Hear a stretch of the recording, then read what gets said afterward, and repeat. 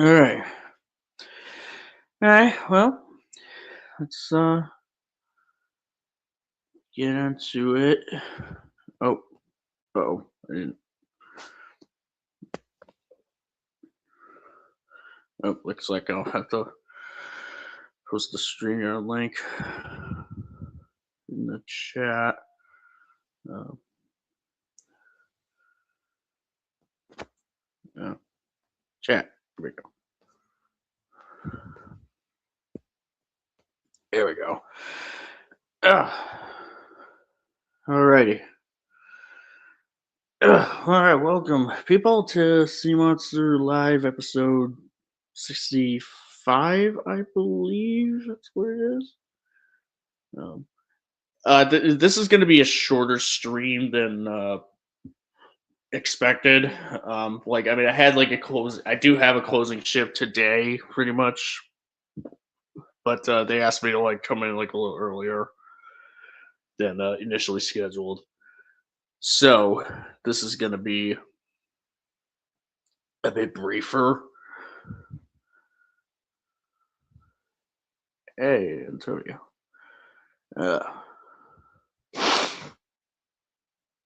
Okay. So, like let's just say the best that I could do for today's stream is to like go until 1:15 because I want to be able to get to work on time. But yeah, we should be able to fit this one in because like as far as stream topics go, Rampage is kind of a Rampage is one that's going to be pretty easy to talk about actually. At least within a short amount of time, within a reasonable short amount of time, at least. Um, it's kind of been a bit requested, but yeah. Just wait for a couple people to show up.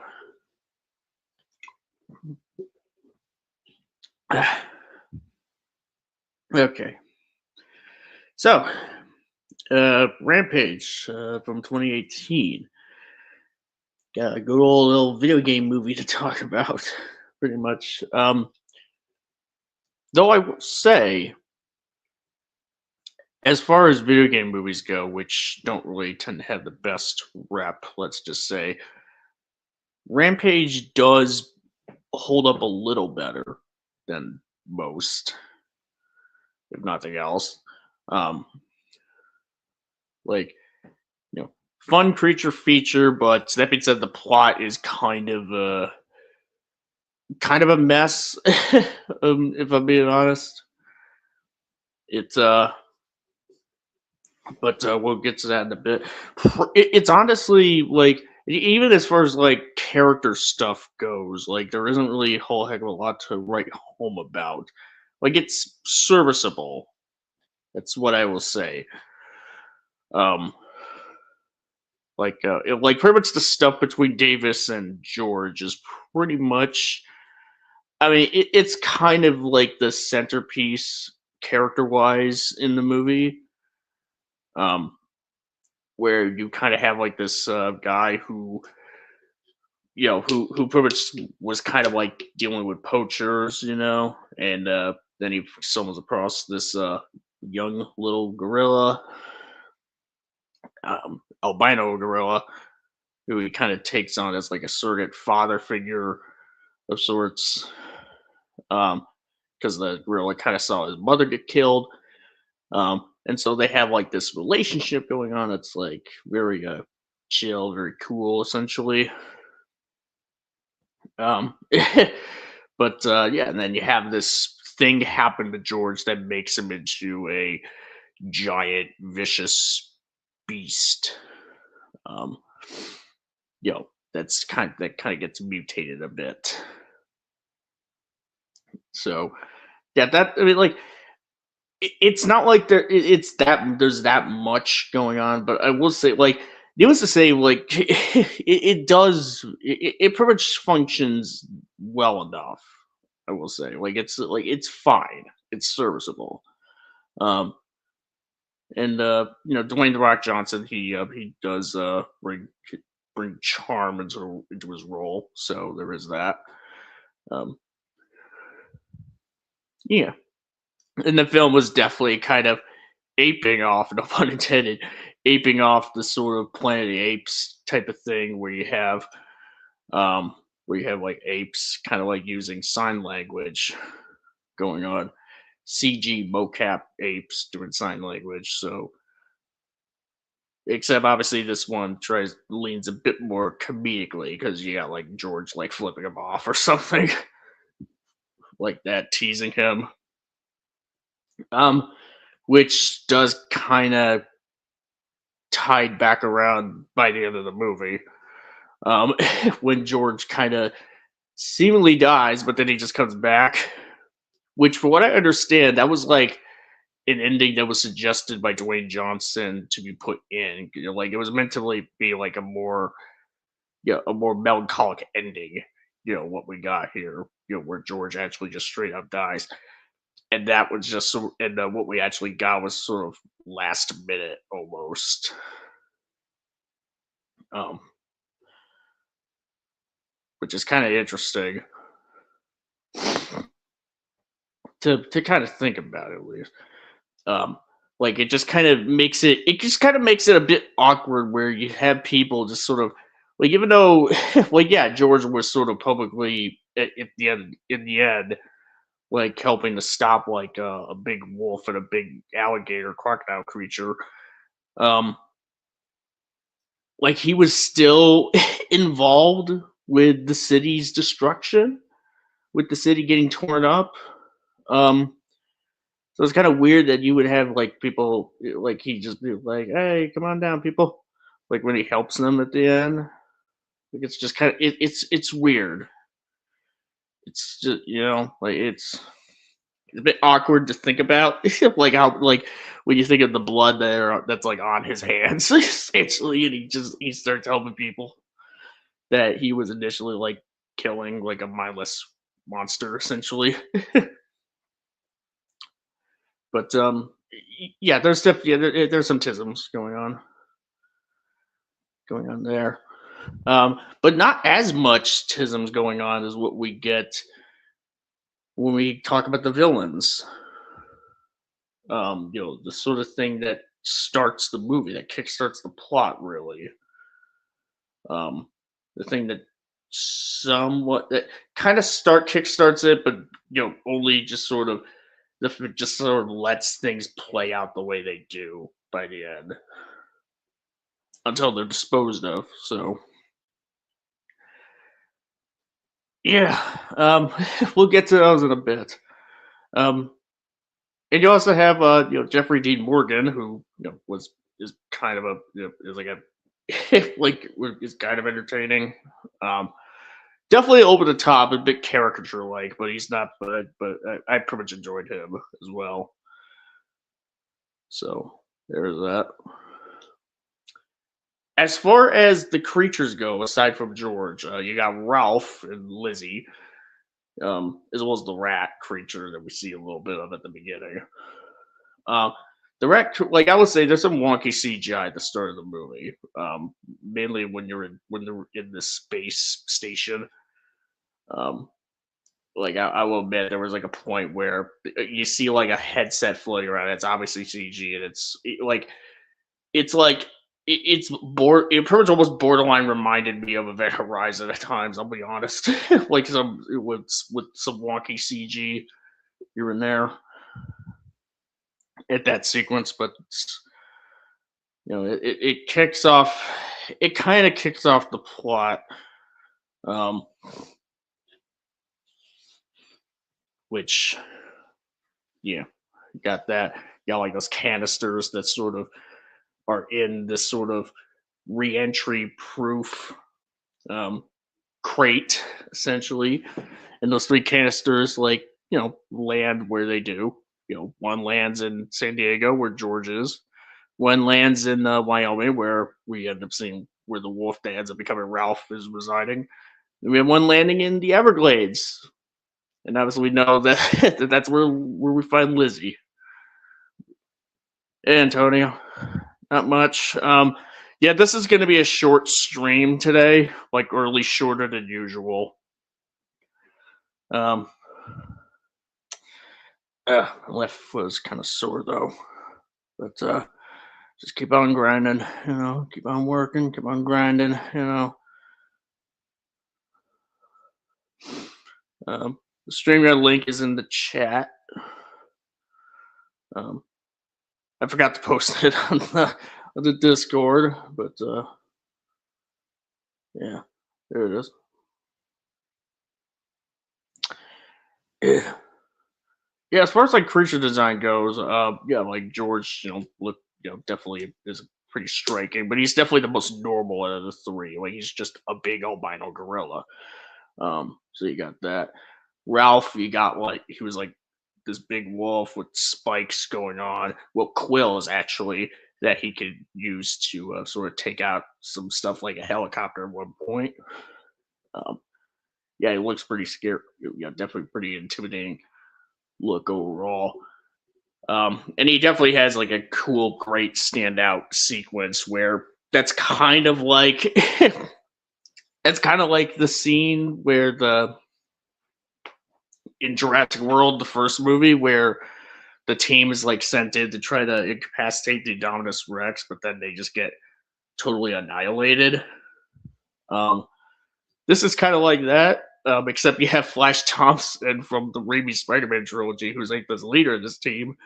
You think he's gonna be like this super badass, pretty much, but then the film obviously subverts that by having it to where him and his team just get brutalized by Ralph.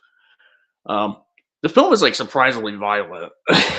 Like I forgot like how gruesome this movie actually gets at times. For PG-13, like it gets away with a lot, a lot of violence. Like kind of like Kong Skull Island, essentially. Like you see like a little bit of like the mangled bodies that Ralph leaves behind of Joe Manganiello's team. You have like, and among other things, among other instances, but yeah, maybe like you even have a little blood splatter show up when somebody gets crushed by debris at one point, which is like, yeah, this film doesn't hold back. Well, or at least it pretty much holds back less than most PG-13 movies often do. And looks like we got someone coming on here. We got Mr. Housey. Mr. Housey. Hey, what's up, man? How are you doing? Yeah, I'm doing okay. Just yeah, I'm kind of like about to be called into work a little earlier than expected, so this is going to be a shorter stream. Yeah. So, movie. What I think of it, it didn't have the hot doctor from the game, so 0 out of 10, I guess. The Hot Doctor. Yeah. Apparently, in the game, there was a hot doctor whose name goes by Elizabeth Veronica from the games. If you want Ah, to know. hmm. So, yeah, the movie. As far as I can say, and this is probably one of my personal favorites. It was the one I constantly begged you to talk about it, considering I really want to know what your thoughts on it. So yeah. Yeah, yeah, no problem.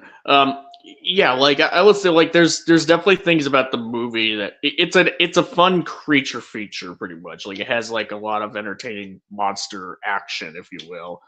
And yeah, as I kind of mentioned earlier, like the stuff with Davis and George is pretty much, at least sort of carries it from a character standpoint. Just Because like like a everything fact else, you check. either have, hmm? Nah, I was just gonna say that even though this is a very generic in terms of being an action hero, I get the relation between him and George. So yeah. Yeah, yeah, you pretty much said that. Like aside from those two, like as far as like character wise, they're like you pretty much you also have Jeffrey Dean Morgan who kind of comes in and sort of The you know uh, conquest. yeah. Yeah, like he's pretty cool and all that, but everything else is like there isn't really much to write home about character wise. Like some of them are either just sort of generic, really, or so like or pretty much just borderline cartoonish, essentially. Like with the villains, which we will get to pretty soon. I mean, to be fair, the game that this movie is based on is also pretty cartoonish in terms of how the creatures look. So there's really not much you could say about it. But Well, the funny even thing though is like, I'm sorry. no, I was just gonna say, even though this movie is a lot slightly darker, I do appreciate that it does somewhat stay faithful to the games by being more over the top, like what the games establish. Yeah, yeah, yeah. Like the funny thing is, like the movie does kind of go with a slightly more grounded approach because, like the games, it primarily is about like some people that get turned into big Oh yeah, monsters and I was just tear gonna stuff say up. that in the games it centers on three human protagonists that were mutated to become giant monsters by a corporate accident. Like George in the game is like a scientist who was transformed by the vitamins, and Lizzie was a lady who was transformed by radioactive waste, and finally Ralph was transformed by some sort of food additives. And because of Hmm. that, they destroy cities across North America to satisfy their aggressive, or in this case, mutated nature. So yeah. Hmm. Interesting. Yeah, like I do think like if they were to have like gone that approach, but still like take it kind of seriously, like I wonder like if there would be like a way to have that sort of make a little more like at least be a little more cohesive perhaps because like as far as like yeah as far as like what we do have plot wise um like can I just mention like the fact that like the fact that you have like this big like you have like Lizzie going all the way from like you got the creatures that go they're pretty much being drawn by a radio signal later on to Chicago um and then they're just yeah, like you got George and Ralph. Like George is in a plane, so it goes down. Ralph, like at least like with Ralph, they kind of acknowledge that there's people who are aware of this giant wolf, and even the internet kind of refers to him as Ralph as like a nod to the game. But then you have Lizzie, and you would think that something like her would would draw so much more attention because of the fact that she's a giant crocodile beast. Just like Or an alligator. basically Godzilla in a way, but on all fours. Because I've heard that some people do call her that, or she was based off of it. Yeah, yeah, but yeah, like she's supposed to be like an alligator because it's like in the Everglades Uh, that she got the thing from, which is in Florida. Um, those damn pesky alligators in their dumb Florida.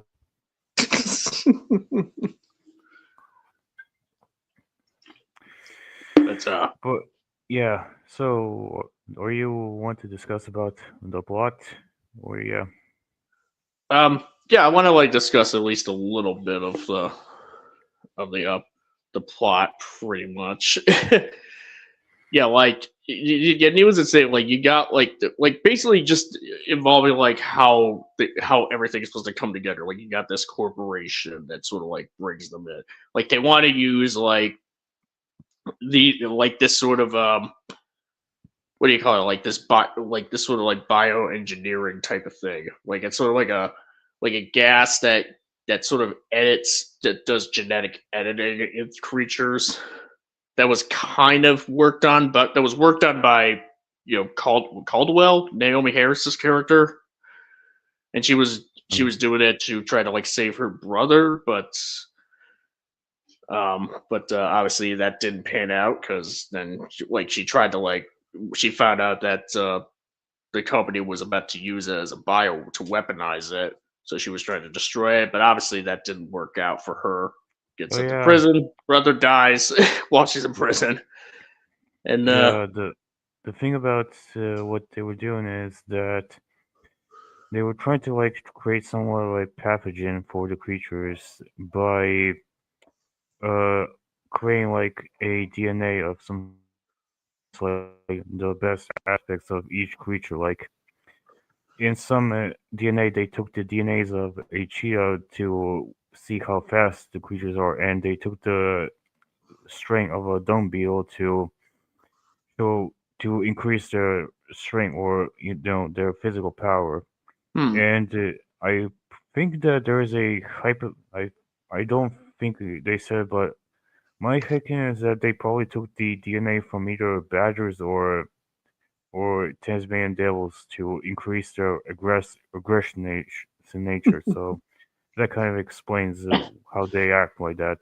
I mean, But there's probably like other creatures that may have popped up on there that would suggest like aggression, pretty much. But I was like, it's kind of interesting that they used like the rhinoceros beetle for strength which is it's I don't know, that's kind of strange to me. Like, wouldn't you just use rhinoceros? I mean, have you seen the documentaries? They did say that if the rhinoceros bears were like to size, they would be technically the strongest creatures because they live some of the biggest objects are way bigger than them. So that kind of Hmm. explains that.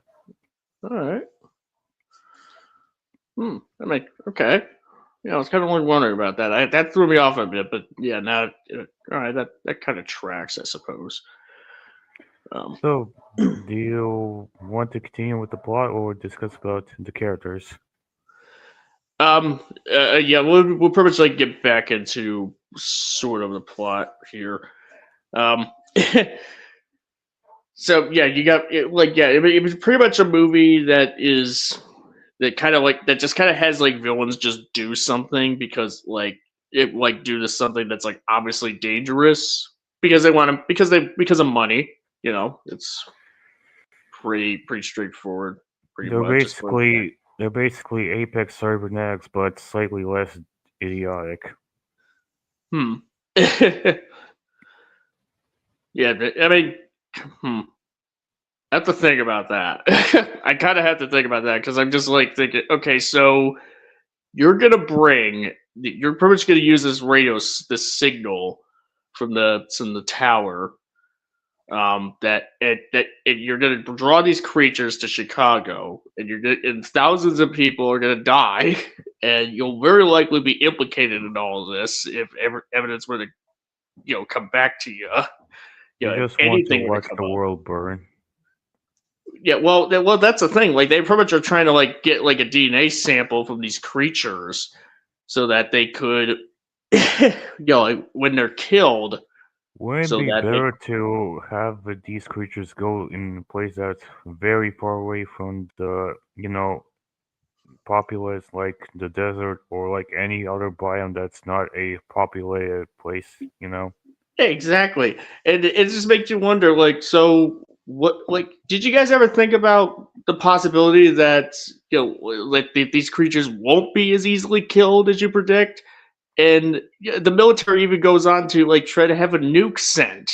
So like and it's like if that actually ended up being effective, then you wouldn't be able to get your DNA samples anyways because they'd be vaporized by the atom bomb. So like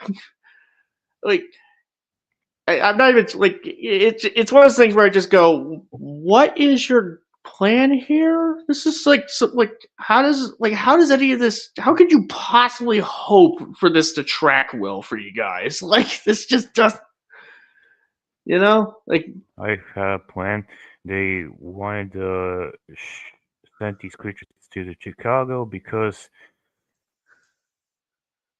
into them, and they want the creatures to beat the ever dog shit out of them. I don't know.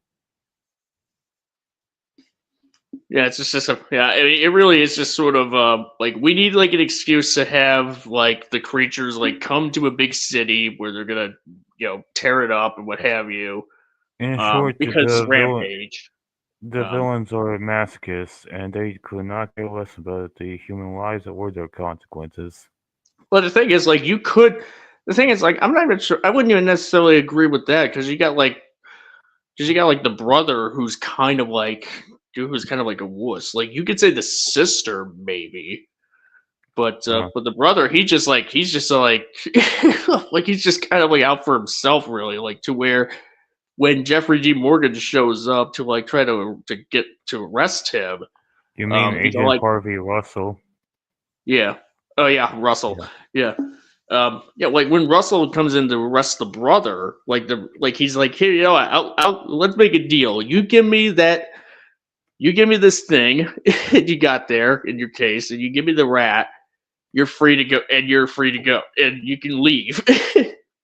And I'll let you go. You know what? I'll just put the kibosh on that. And he lets the brother leave, but of course the brother gets smashed Oh by yeah. debris. Here's a fun fact about this scene. The reason why they kept the scene like this is because they were still, shooting the latest Walking Dead season, and because the Jeffrey D. Morgan was in that season or was going to appear in it, they kind of mistaken what character was he playing, and because of that, they kind of sort of included the scene to show who we see playing, like in general, and because of that, we had this kind of sort of darkly comedic scene. Hmm. I'm not even sure. I'm not sure that's even yeah. I mean, I know that Jeffrey D. Morgan was in The Walking Dead, but I'm not even sure that was like the intention there. Really, I think it was just sort of Again, like, that's just what I think of it. I forgot about it a while ago because hmm, I didn't watch the behind the scenes of this movie, so my mind bottles out of it. So yeah, hmm. Yeah, I think I just sort of a way of like, hey, what if we just had like a funny way for this guy who is kind of like a wuss, who's sort of like you would like typically would be a yes man for his sister, but because of how batshit insane her plan is, like he's pretty much like trying to get out of Dodge when shit starts hitting the fan, and where he's even like sweating bullets when the FBI show up. When it's to the point where like his sister has to come in and be like, "Hi, I'm Claire Whited. How you doing, sir? Yeah, sure, go right ahead. Check out what we got here. I mean, it's not like we're hiding anything or scrubbed anything, Wink, wink. yep, Um, and I guess like him dying like that was sort of like a fun, with Jeopardy, with Russell like sort of like making that deal with him and letting him go, just so he could get smushed conveniently by debris. Which, I mean, not too far in the realm of possibility because the building is getting torn up by three creatures.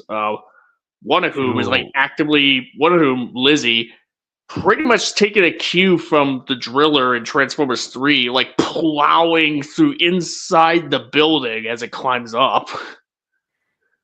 So, a couple times. Yep. Yeah. Yeah, and So oh, you continue. oh yeah, and you pretty much have the sister who's ends up being like a callback to the original game. She's got like the red dress on, and she gets eaten by George. Um, I but didn't know that. that's how. Yeah, yeah. Well, apparently that is like what the intent was for that. Yeah, but obviously it's like as a way they sneak in, like the protagonists sneak in, like sort of like the what is it, like the medicine to calm George down, essentially. Like he still Yeah. would be mutated, but he wouldn't be as aggressive anymore. Like sneaking that into Claire's purse so that it gets swallowed up when she gets swallowed up. So yeah. So, do you want to discuss about the characters? Um. Yeah. I suppose. What would you like to start with? Well, probably the main character, Davis Okoye. Okay. Um. Yeah, I mean, like I mean, like I like how they just sort of name off like all like his former occupations, like to just sort of just from his experience in the military, just to fight. Like it seemed like it's always been like he turns out he was working in secret special forces. That's why he's Literally any Hollywood action hero ever. yeah, pretty much. Yeah, to sort of like justify like how he's going to be able to pilot a helicopter, use weaponry like a grenade launcher at some point. Still doesn't explain like how he's able to just still keep going after taking a gut shot. Like you get shot, it's like it's almost it may as well just that gunshot may as well have not even happened. Let's be like quite frankly, like if anything, like if you remember that, it just kind of gets in the way of like how is it supposed to make sense that he's even remotely able to keep up with all this all the shenanigans that he ends up being in by the end, Yeah. like running from Lizzie, what have you. Oh yeah, that's one more thing I want to discuss about is the fact that of all the abilities, Ralph had the ability to fly, which was probably the most weirdest out of pocket ability, but sure, why not? Yeah, it's almost like we're hey, let's come up with like I don't think did they ever I don't think they've ever mentioned that like flying squirrels would be like something was like in the genetic coding or anything because that just sort of comes out of nowhere. um, like George getting bigger, and stronger and faster, like that, that's one thing. Lizzie getting a whole bunch of like tusks and spikes and all that and getting bigger. Um, like sure, I can that could also sort of track out. Oh yeah, and she even has like God, what do you call those? Like things like in Gills. the back gills. Yeah, like at the back of her head, like they flare up when she roars. Yeah, gills. Like that, like sure that could make sense. Ralph, like him developing quills that he could essentially fling at enemies. Like I suppose that could like that would make some that could work, but yeah, him flying is definitely pretty out of pocket. And it's not like it's only like he only uses it like a few times in the movie. And it just so Essentially. happened to be in the final battle. Yeah, well, I mean, he does use it earlier, like during that set piece with where the guys are like hunting him in the forest. And he's like picking That them could off. be interpreted that he was jumping really high. No, he actually no. There was actually like I pretty much caught this actually. Like it's in the like he's obviously like kind of like obscured by fog, but you could see him using that gliding ability. Oh, I didn't know Through, that. That's neat. yeah. I pretty much watched the movie yesterday to prep for this, and I pretty much was like, oh, it's like okay, here we go. He actually used that. All right, it doesn't just show up during the final act of the movie He like didn't this. pull it out of his ass. That's neat. No, it didn't pull it out of its ass. Really, it's so it is kind of set up. It's just that how he'd able to develop it at all is a bit questionable. It's the mutant hijinks or shenanigans. Yeah, yeah, kind of. I will say I do really like even though like how Lizzie was able to get from point A to point B without much in the way of like attention at all. Like when she shows up in Chicago, it's sort of like supposed to be like this big grand moment where you just go, oh shit, like there's something like showing up something in the river or something like that. Um, like it's supposed to be all dramatic, like how she wouldn't have been tracked before that when Ralph and George were essentially like that's that's kind of She strange, base but she has a she great base entrance, I will say. yeah. Yep. And like her design is very is like really well done essentially, and like the sound design as well, like with her roar, it's hellish in the best way possible. Um, so yeah, pretty much. Yeah. So yeah, yeah, I do like Lizzie in the movie quite a bit. Um, with Oh, some caveats aside. so do you want to discuss about like the action sequences? Yeah, we can talk about the action sequences. Yeah, I mean, like I mean, like the movie's called Rampage, and you kind of go into it expecting creatures rampaging and what have you, and it does deliver on that. And Okay then. yeah, yeah, I'd say they're pretty well done, essentially. Um,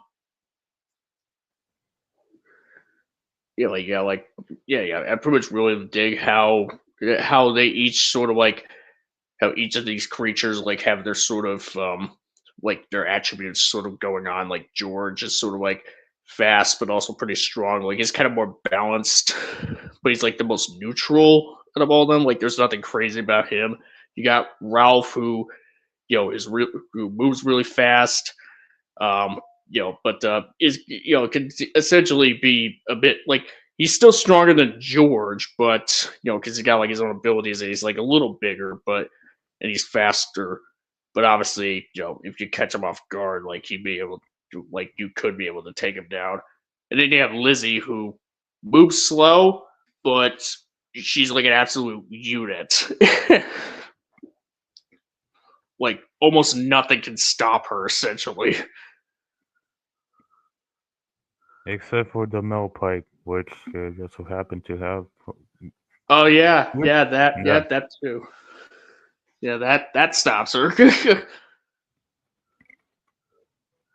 Yeah, and yeah, I kind of mentioned this earlier about like the sequence with Ralph. Like the film is like surprisingly brutal for a PG-13 film, a movie with a PG-13 essentially. That's Like it because gets it away with was. a lot of gruesomeness. It mostly has to do with the fact that it's a creature feature, which it allows for the creatures to have some of the most brutal deaths imaginable. But when it Yeah, comes to humans, they just had to black out. Something similar to like the Bayformers, which it's like the epitome of a PG-13 brutality. right. Well, I mean, I'd say like even as far as like some of the stuff with the humans, this film is like surprisingly gruesome.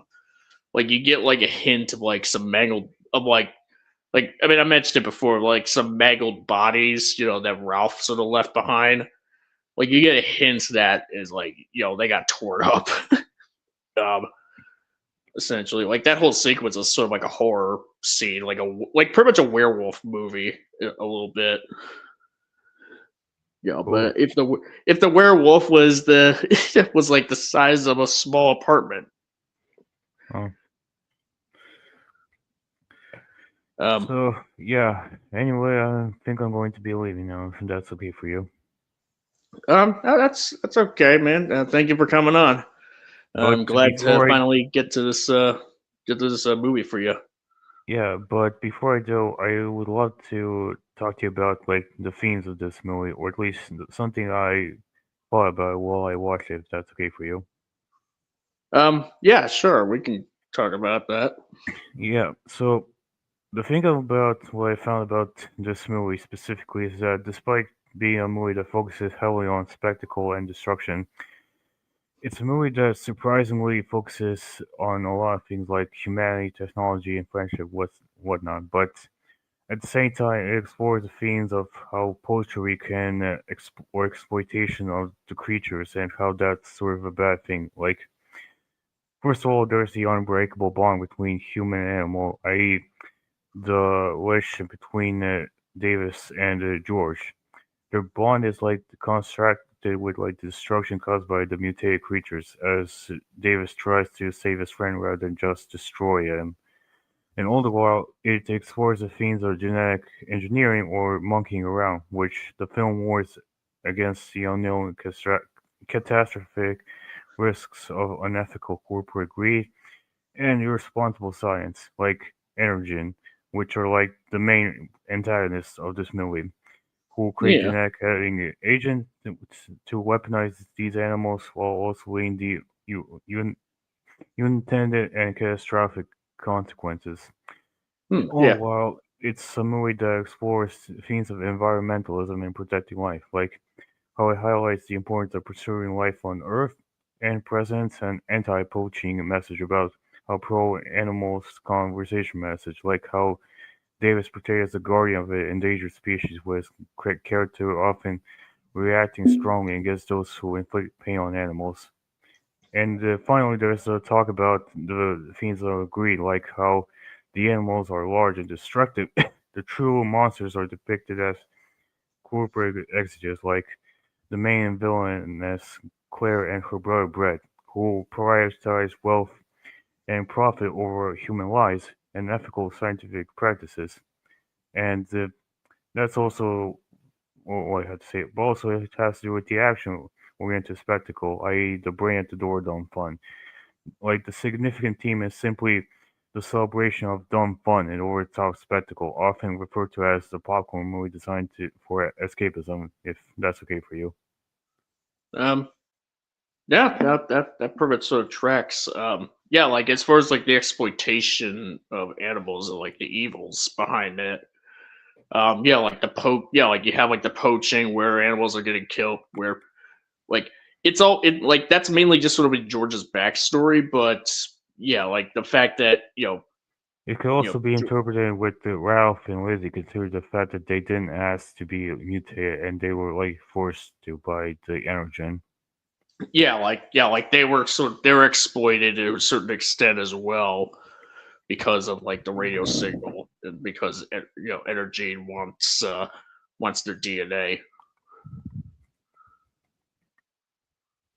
Do you have anything else to say about the things of what this movie is trying to explore?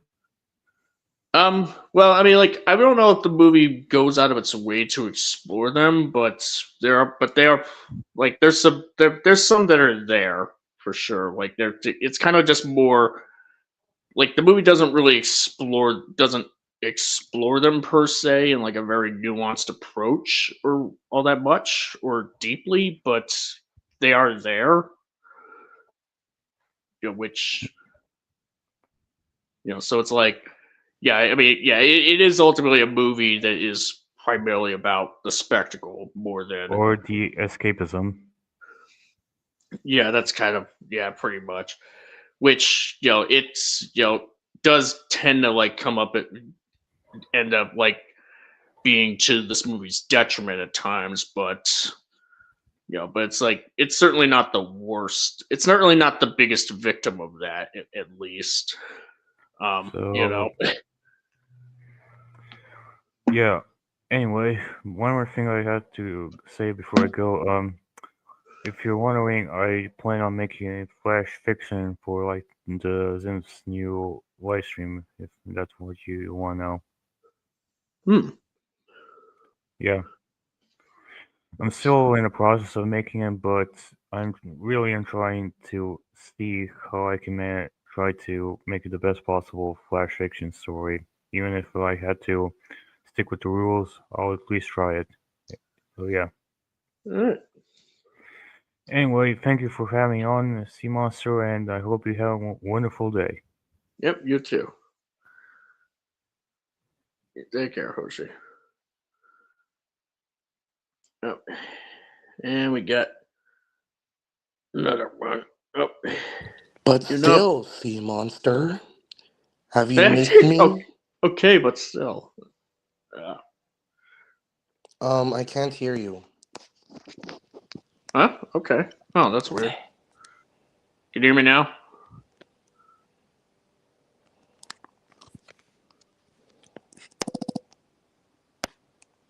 Nope. Sea monster, I can't hear you. Um. Okay.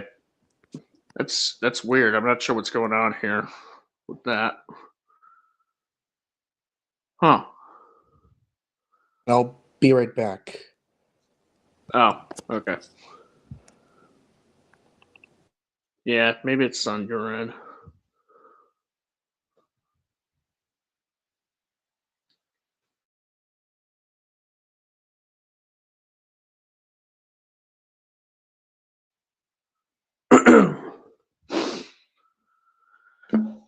Okay. If anyone's in the chat, can you guys hear me?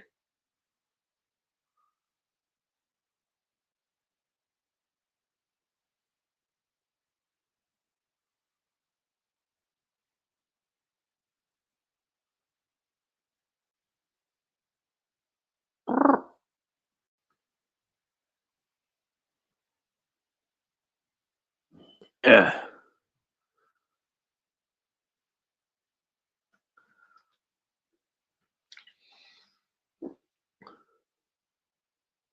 Okay. But yeah. Anyways.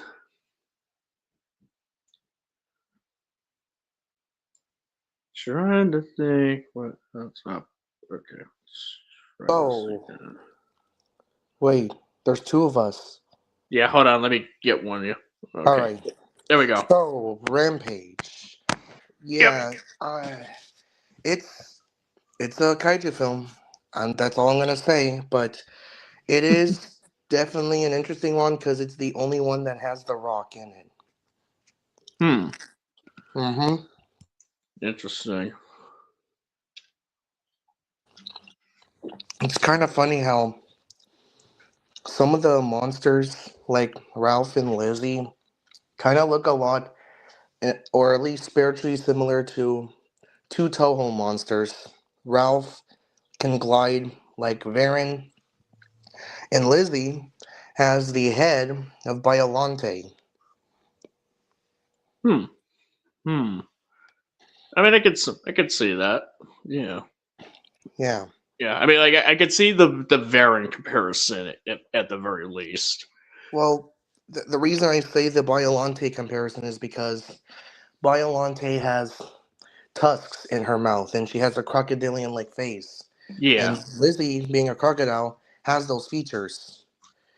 Yeah. She's got like all those extra teeth in her mouth, in her Yeah, maw, pretty much. So. that too. So. Yeah. I mean, like, yeah, it is a creature feature. It is a kaiju movie, monster movie for sure.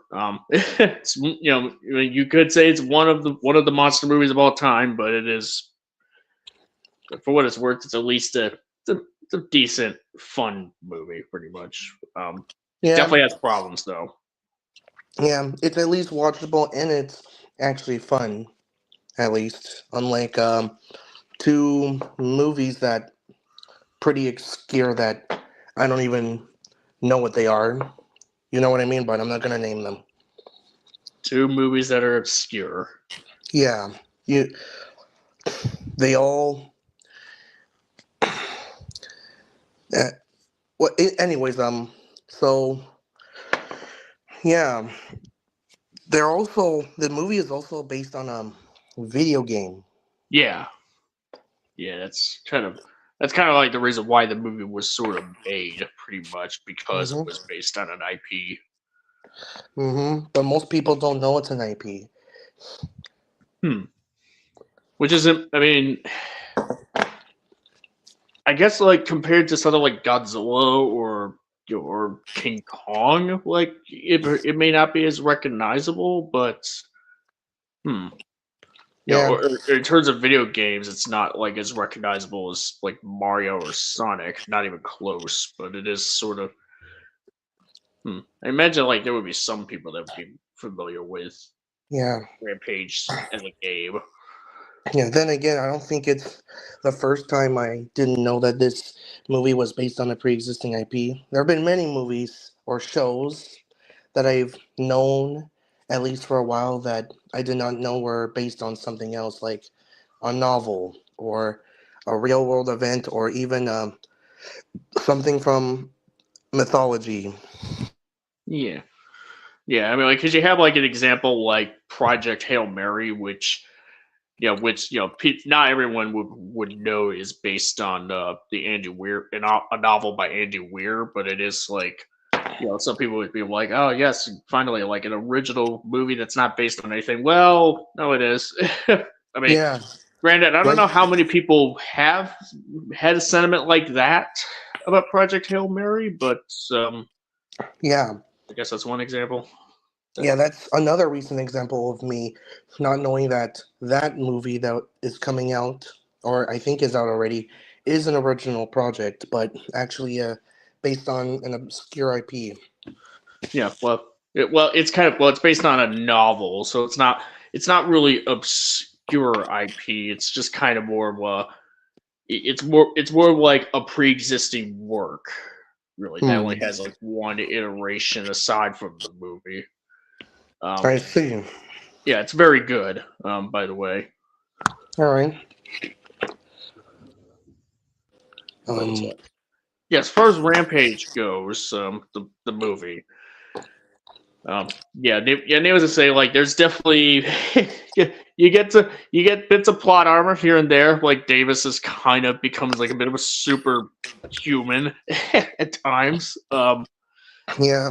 The, It's the whole the whole thing with the helicopter, like with them like using the helicopter to ride like the momentum of the building falling down. It's and then somehow surviving that crash. It's Mm-hmm.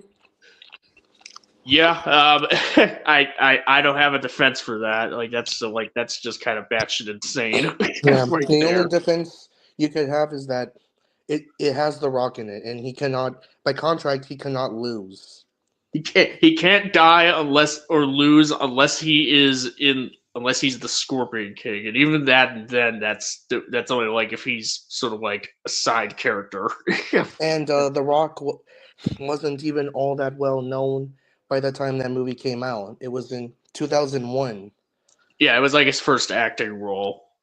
Mm-hmm. In fact, if anything, like the Scorpion King was sort of pushed as him, like was sort of like a way to push him as like a big action star. Mm-hmm. Um, Yeah, so because of his short screen time in The Mummy Returns, they made it up for it by making a prequel to the Mummy trilogy by having the Scorpion King as the main character in that movie. To the point the Scorpion King had its own semi franchise, much yeah, like how Mothra is a semi franchise apart from Godzilla.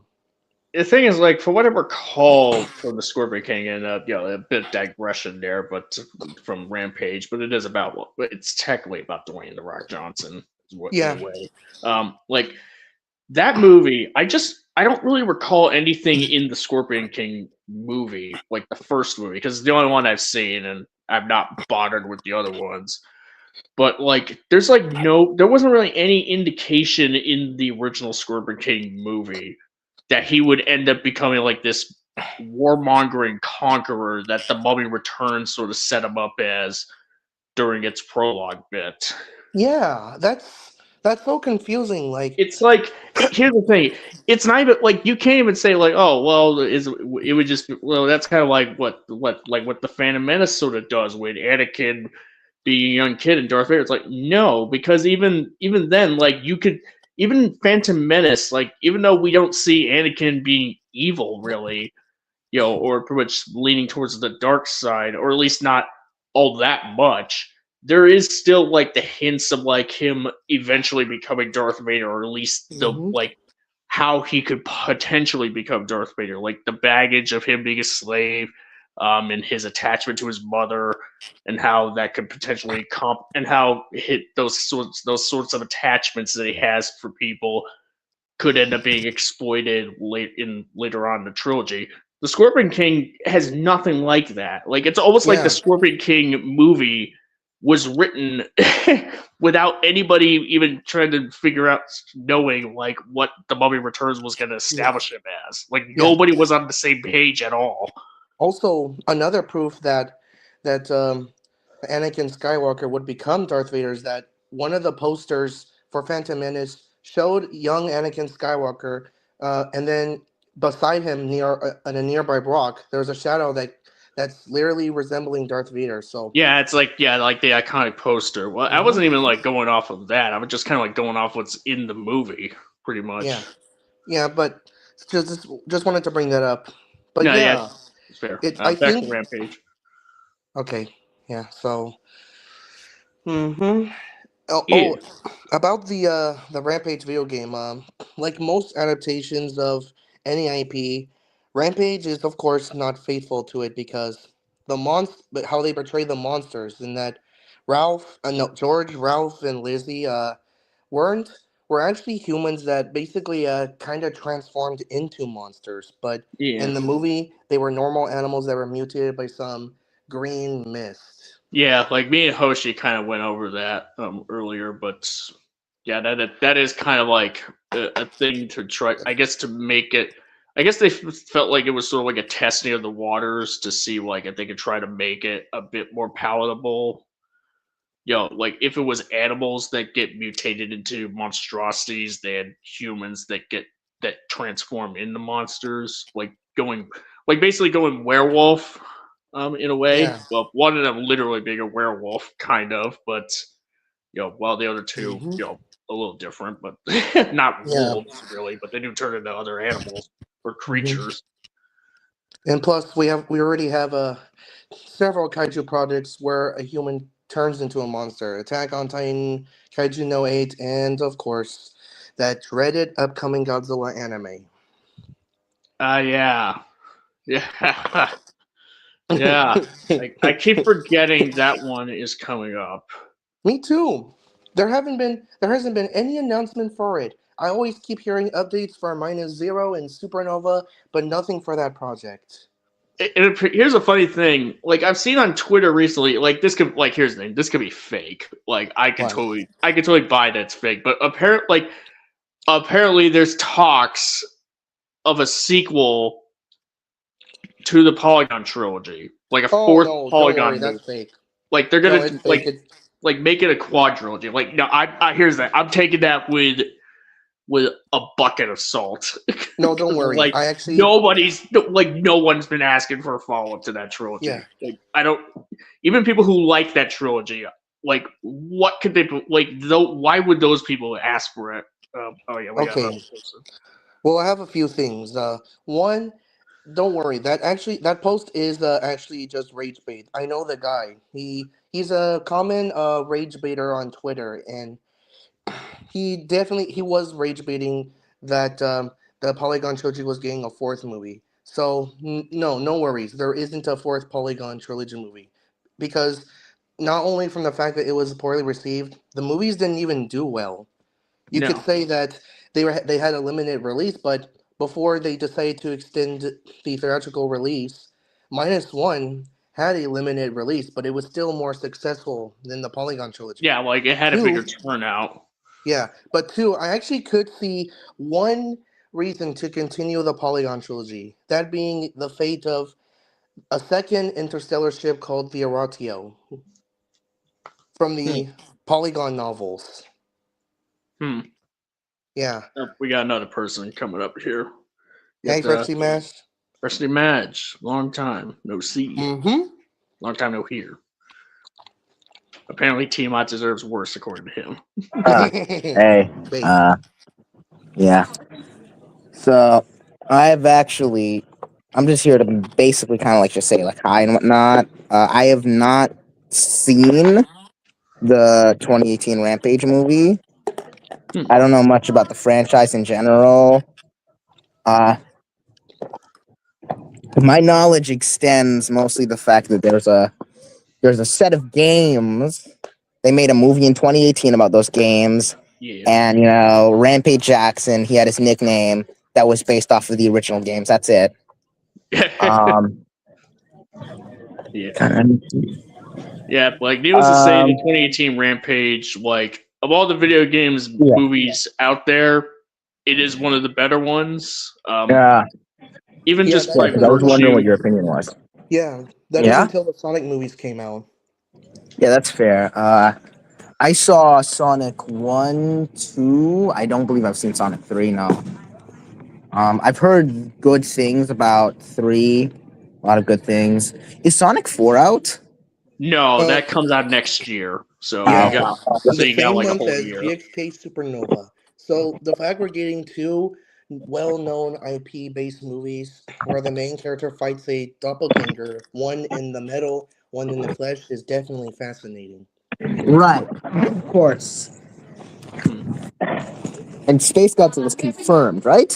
For Yeah, Supernova? He's Yeah. confirmed explicitly. Yeah, I've seen like the evidence is kind of overwhelming, honestly. He's like blatantly confirmed this point, right? Yeah, pretty much. Okay. It's been listed that that the movie is based on characters by Toho, those being Godzilla and Space Godzilla. Like they're Specifically listed. Godzilla and Space Godzilla. All right. Like yeah, it's been listed. Okay. That's all right. I mean,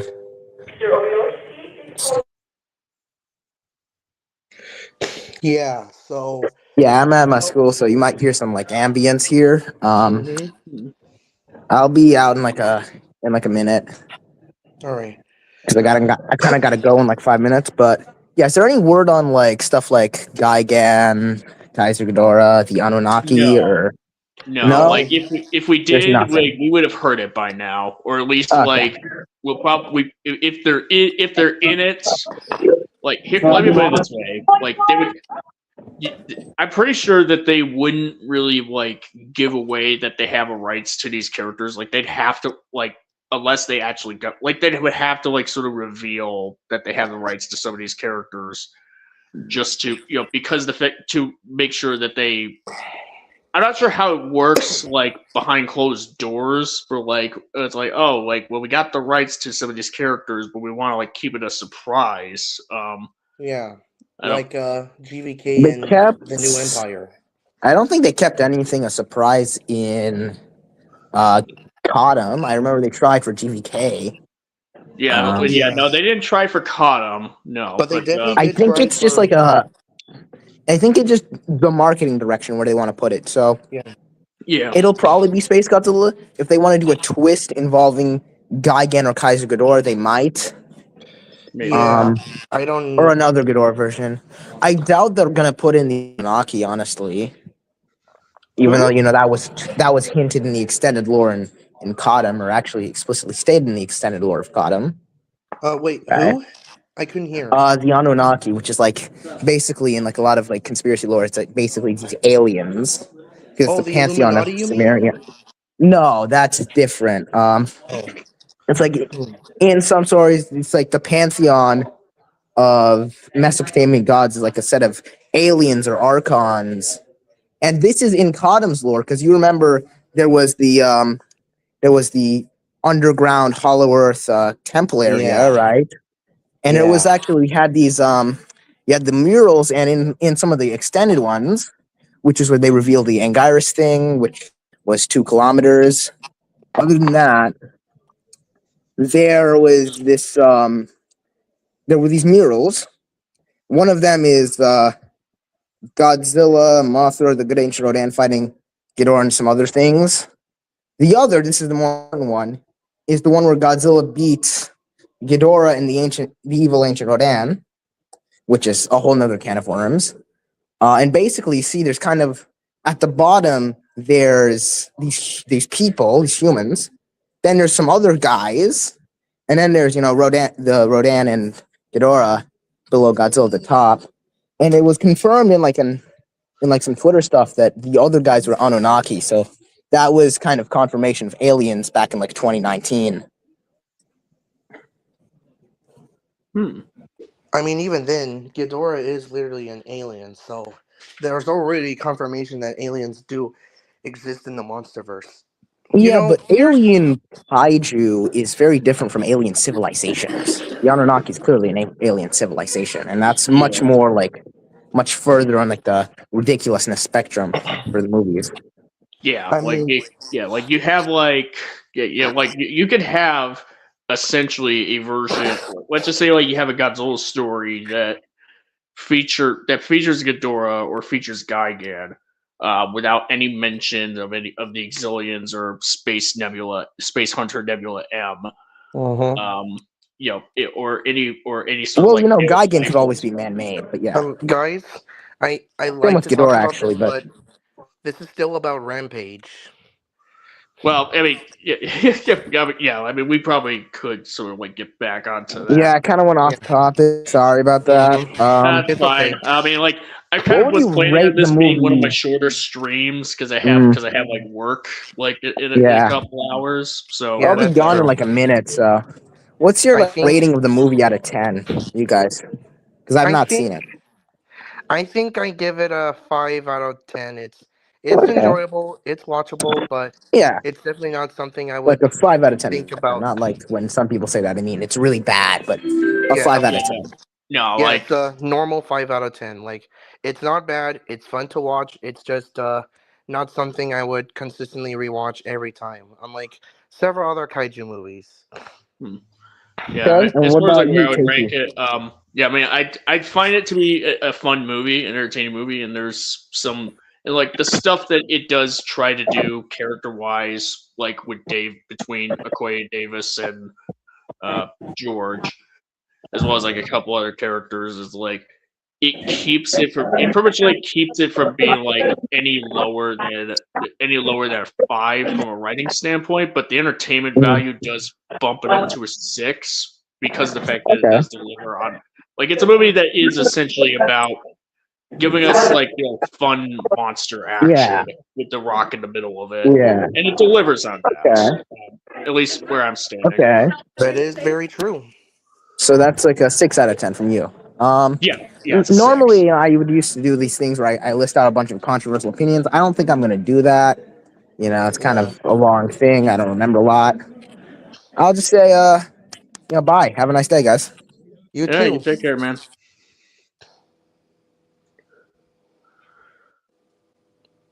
Yeah. And number 2. But yeah, honestly, like I kind of doing the stream because it was sort of like requested. Essentially, Hoshi wanted Wait, to talk a little bit about Rampage because he likes it. wait, Well, liked it because well, he's not here. you can But still you can do request streams? well, technically not. I mean, like I kind of wanted to do a stream on Rampage, in a way, like, but I wouldn't really expect it to be like a big deal, really. This is like Mm. it's like, hey, you know what? I don't mind talking about this film. Hosting a All stream right. on it, scheduling it. All right then. Well, I will say I think one thing before I leave is that I did watch that hilarious Godzilla vs. Megalon April Fool's video, Yeah, and I even saw the joke that you put that about a quote I made in yes, a certain Zim Ziller stream. yeah, Yeah, but overall, yeah, Rampage, it's fun, it's and forgettable at the same time. So I think I'll be heading out right now, and I'll see you later, Mr. C. yep, yeah. Yeah, you take care. Oh Thank five. you. Bye. Bye.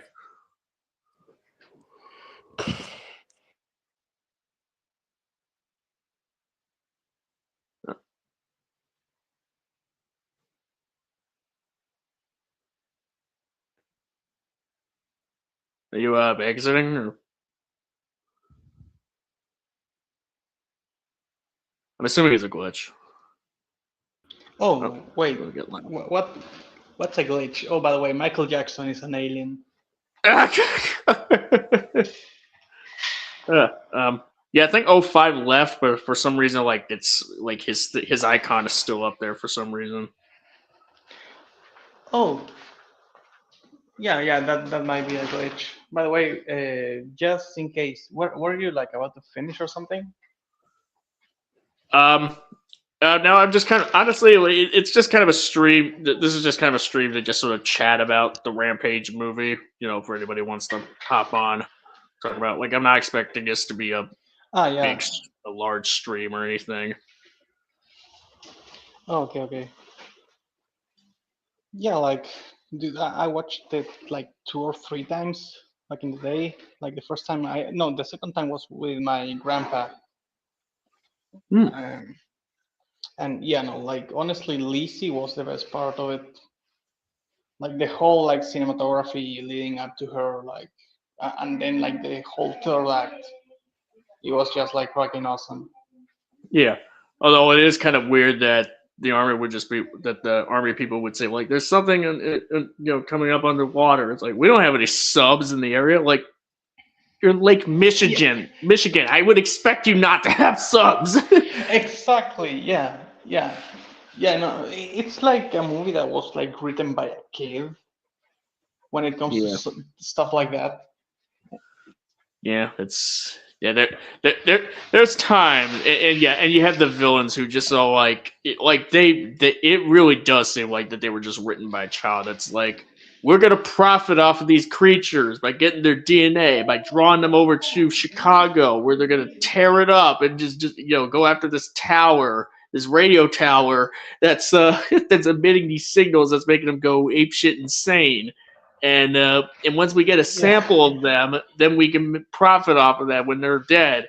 Like, okay, you've laid out this plan, but there's 100 ways that this could possibly go wrong for you and for everybody outside of you. Yeah. I don't even know how to. And you know what? Like, when I was a kid, I wrote this story where this guy had like crab DNA, so he had like a clawed hand. That's the logic they use in this movie. Oh, this thing has like this type of DNA, so now it just like has like spikes, like a porcupine or something like that on its tail. Yeah. The funny thing is, like I personally asked like Hoshi about like what the deal is with rhinoceros beetle being a representative of the strength, what have you. And he said like apparently rhinoceros beetles, like if they were to get big enough, like they would have the strength to to really like move like really big stuff, because they can move big stuff relative to them. It's exactly. It's like ants can lift like up to how many times their own weight, like 10 times or something like that. So rhinoceros beetles are the same. Yeah, imagine if we could take a bug's life but make it into Gulliver's Travel. Like then we have like then that'd be horrifying. That will be horrifying like many ways actually. But yeah, there's the movie has it's got entertaining kaiju action, and I will say the plot is more cohesive in Rampage than there is than what we get in GXK: The New Empire. Yeah. Like like people say, oh, GXK is like a childhood wonder and shit like that. And it's like, no, I mean, yeah, but it's like a stupid childhood wonder, right? And this is still bad. This movie is like bad. It does have that charm, and it doesn't make as many sacrifices as GXK. Yeah, no, like it's a movie that's on it. Simpler. It's more focused. I'm sorry. No, I was done. I was just going to say that it's simpler and it's more focused. Oh, and that in a way is more mature. Yeah, it's more focused, and and I was about to add like it doesn't have like a whole universe worth of movies and shows that it has to like adhere to really in its own continuity. So whatever like insane thing that they want to do, they kind of have a bit of a clean slate to do it, essentially. Yeah. So like the fact that he didn't go that it only went as far as it did, like it still gets out there for sure. Like it's still like it gets pretty crazy, and the plot definitely doesn't hold up to scrutiny all that well when you break down the villains and what they're trying to achieve there. But beyond that, like it's at least like it's at least more cohesive than what you get in GXK: The New Empire. Yeah. No, like this movie, and also the action. I feel like the characters have, well, this sounds redundant, but they have way more character than the way in which like any of the people in GXK fight. Because like the Scar King is actually like a really interesting. No, sorry, my dog is trying to escape the fucking house. And so Scarkin starts in a really interesting way where he's like a really fucking skilled fighter, even if he's not like super strong. But then because Wingard wanted to, oh, he's like the schemer. Ooh, he schemes. He like gives up mid-fight and he just like completely abandons his own potential. Yeah. And throughout the rest of the movie, like, yeah, he does some interesting stuff, right? But he never really uses his, like, how do I say this? He's way more skilled than Kong. Like, he's just like jumping around like a ballerina. He could have fucked Kong over, but the movie, it's like, why doesn't he do it? Because Wingard doesn't want him to. Then Shimo has like no personality when she fights. She's just like a bulldozer. And Yeah. to be fair, like that's not even like unique. But here it's like, yeah, no, like the wolf has its own like way of fighting. The crocodile is like very, very slow compared to them because of how big it is. But like you can tell that the director really liked Lizzie. So even if she doesn't have much special going on for her, because she is in the end she's a crocodile. Like she cannot really move all that much. But Right. the movie uses that in a very good way. And then Yeah. you have George, who like, yeah, no, he's more resourceful. He, like actually, he, to be fair, with George is complicated because he's just the ape, and yeah, most of the movies just do the apes, and it's all the same. They all do sign language now. They all are actually like very chill, and then they get to fighting and all of that. And they all Yeah. are resourceful because, of course, they're apes. Yeah. Like I But would in say, the like at context of the least in movie, he's actually doing. Did this movie come out before or after Skull Island? I imagine like they would have made this film at the same time as Kong Skull Island, but it did come out a year after Skull Island. Oh, okay, okay. Well, in that case, I do think that Kong Skull Island did the resourcefulness better, right? But this one still did Yeah. really good. This movie Um, still did really, really, really good. Like with the, okay, I'm going to just like stab you through the fucking eye. yeah. I'm going to find like that weak point. Yeah, like George, objectively speaking, would be the weakest of the three, because the fact that he doesn't have any of these special abilities, nor is he even as big as either Ralph or Lizzie. But he makes up Yeah. for it by essentially using whatever he can in the environment, whether it's like some debris or even like one of Lizzie's tusks, at one point where he tries to like stab her a bit. Um, yeah, like Lizzie's pretty much like a tank. All things considered, like she's pretty slow, but she's like incredibly durable. So that's what, and also really strong. Hence why she's able to pick up a whole bunch of trucks and just like chuck them over to like the other side of town, essentially. And you have Ralph, Yeah, who and you know what? I has made like a the mistake and I said that he doesn't do much, but I completely forgot that he used language and strategy with The Rock. So that is actually very unique. And he did that before Kong did it. yeah. And then you have Ralph, who is pretty much like who has like the most abilities out of all of them, like special abilities, as well as the fact that he's pretty fat, moves fast, essentially, because he's a big wolf. Like he's gonna have speed on his side, but he also has like I first mentioned that the quills kind of like would kind of fit in a way because like a wolf's fur could kind of thick. So like if there was like a DNA editing thing that causes them to fur to thicken more to the point where it could be turned into quills and be used as even projectiles potentially, as a defense mechanism for this mutant wolf, then that would apply. But him being able to glide, like even though it was like set up briefly earlier in the film during that one set piece in the forest, in the forest with the mercenaries. Um, it still is sort of like one of those moments that just kind of comes up out of like just because we need to have at least one of these creatures fly, and we can't have it be George, and we certainly can't have it be Lizzie. So let's have the wolf be like a flying squirrel in one scene for a couple scenes. So,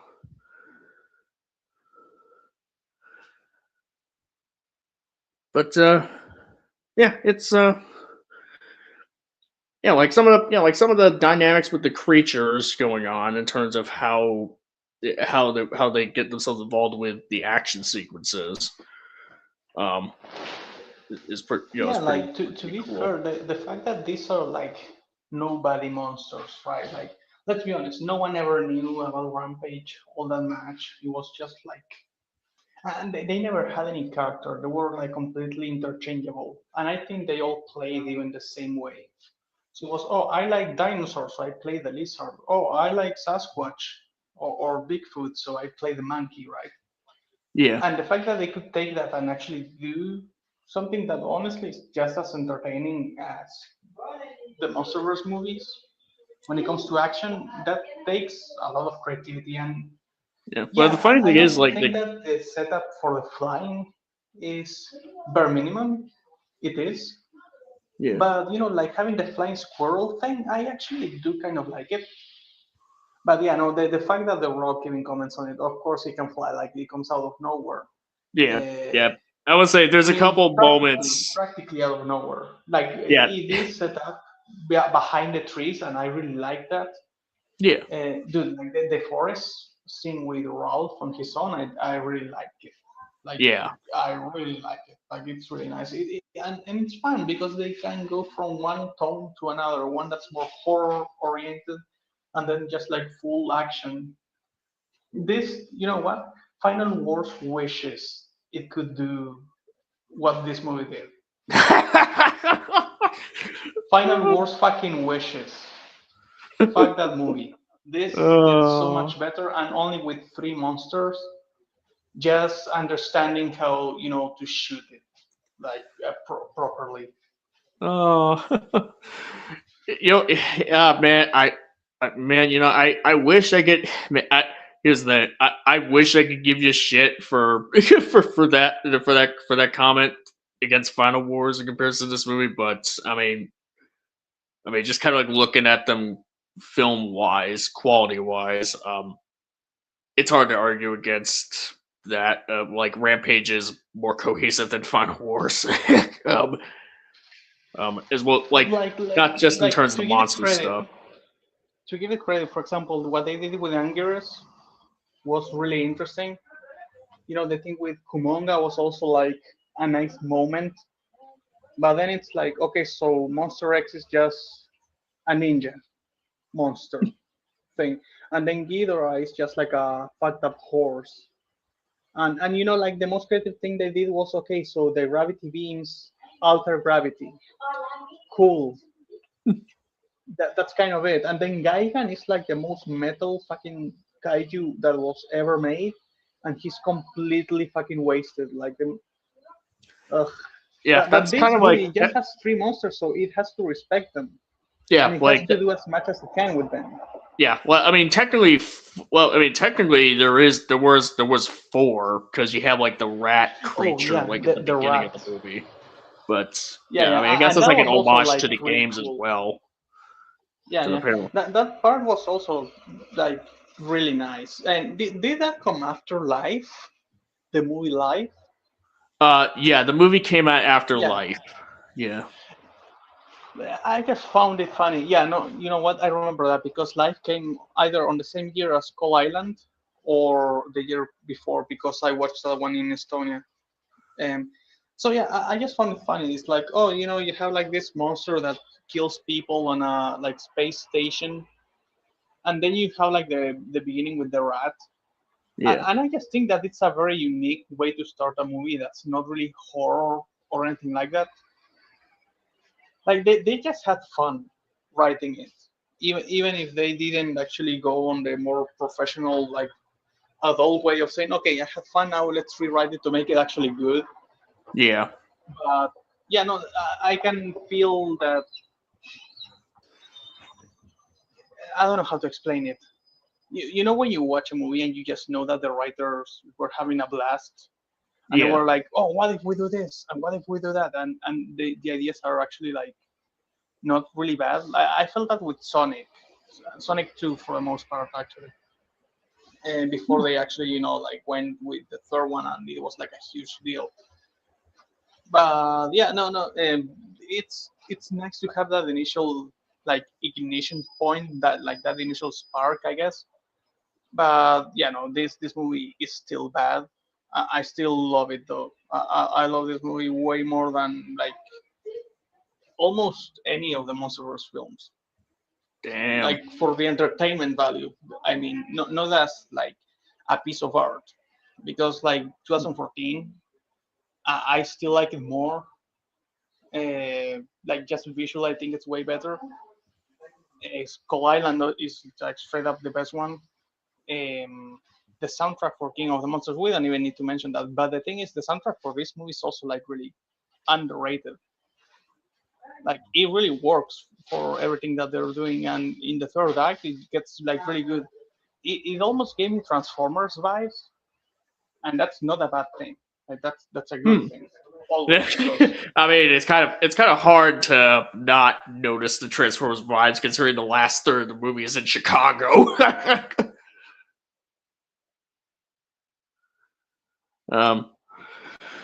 But yeah, I mean, like it's a movie that has a script that is like when you look at it, especially even in the context of it being like something is like it's like okay, what can we do as like an excuse to like get our big monster set piece in the big city in the third act. It's like there's some things that were pretty sloppy, but there's definitely things about it. There's some sloppy writing going on. And honestly, I think even some of the direction in terms of like how the way the Rock sort of delivers like some one-liners, like "Of course the wolf can fly," or "Well, that sucks," or other examples. It's like the film actively has to stop so that he could say a line, say like a funny or badass line before it just just so you can get the audience to chuckle or go "fuck yeah" or something like that. Like it's almost kind of like the film just sort of like when he says "well that sucks," there's like a gap where they're just like, all right, now audience, now cue the laugh track. yeah, it's very Hollywood, but it's shameless in how Hollywood it is. And maybe that's why I kind of appreciate it, because there's no Monsterverse movie like that. Honestly, that's Yeah. something like they would have done that in '98. You know. Yeah, I mean, like. Oh wait, I'll have to leave for just a moment, but I'm still listening to you. Okay. Okay. Yeah. Yeah. As far as like the filmmaking disciplines in this movie, like the writing or what have you, like there's definitely quite a bit about this movie that's pretty sloppy. Like the villain's plans, like I mean, like I've gone over pretty much at least a decent chunk of it, as well as like some bits of filmmaking disciplines going on, but I guess like as far as like this movie that's made just because people like they probably like unapologetically like the Rampage games to the point where they want to just make it like as over the top and goofy as possible, pretty much, while still at least keeping it like basically almost cranking that dial to 11, but not quite getting there at for the most part. It's one of those things where you know what I don't necessarily approve of all your writing choices here, and I definitely think that you could have done better with it than this. But I mean, I guess compared to what we've seen before, and what would come after this movie, you could have done worse. I guess. Like it could have been like it's almost like one of those movies where like the writing isn't good, but it doesn't get like so bad bad that you're just completely it completely just obliterates any goodwill that you could possibly have for it. At least theoretically so. It's one of those movies that you could sit back, that you actually can sit back and watch, and have a fun time with, despite the issues. And that's and that was kind of what I had going on. Like I enjoyed this movie. It was a fun action flick, with big monsters in it. It's not really any more than that though, but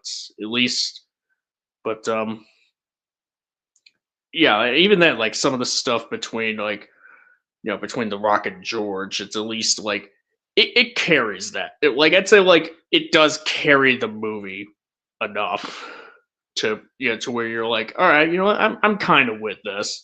And you got Jeffrey Dean Morgan, sort of like chewing the scenery essentially, every time he shows up. So you got that.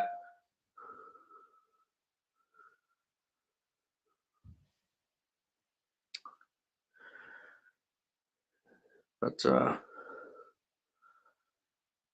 yeah, never sure what else. Yeah. Mm-hmm.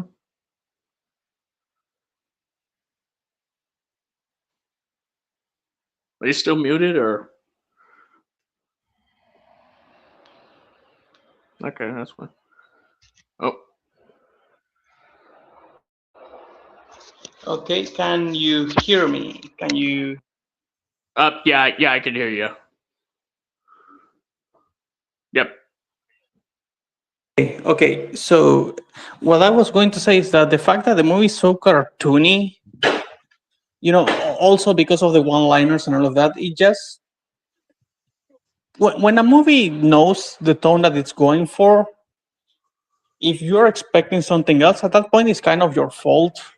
Like if someone was watching Rampage and they were like, dude, this should have been more like 2014 or something like that, I would have said, are you watching the same fucking thing I'm watching? Because it's clearly not even trying to seem like it's doing the same thing. Yeah. So I mean, yeah.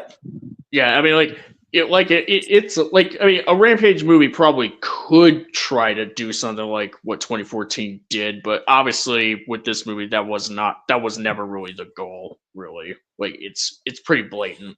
Yeah.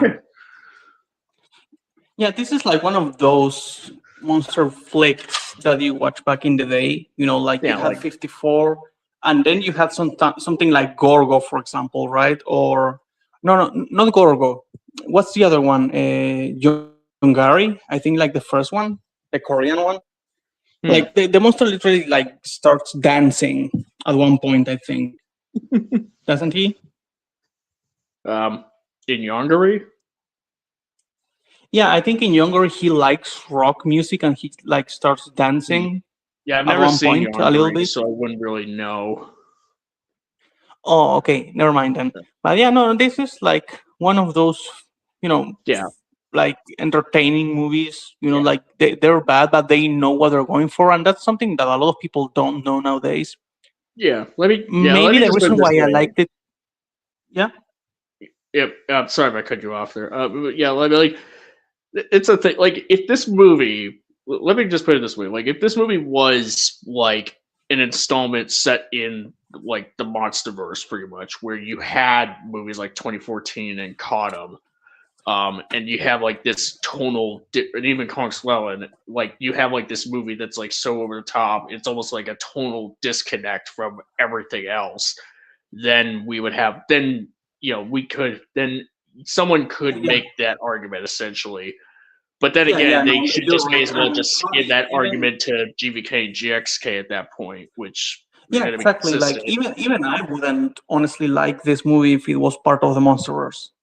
Yeah, no, I would be like criticizing the shit out of it at that point. Yeah, but it's doing it because here's the thing: even if you play the games, they're very basic ass, like lame games. To be fair, Like maybe when you were like a kid in the 80s and you had like no notion of how video games are a form of art, Yeah. and you're just like stupid and you're like like giving it coin after coin after coin Yeah, and just you just wasting want, all your money.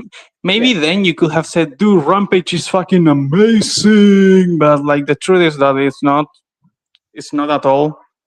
So yeah. the fact that they even managed to do something entertaining with such a lame ass IP, it's a win. Like honestly, it's a complete win for the Rampage franchise.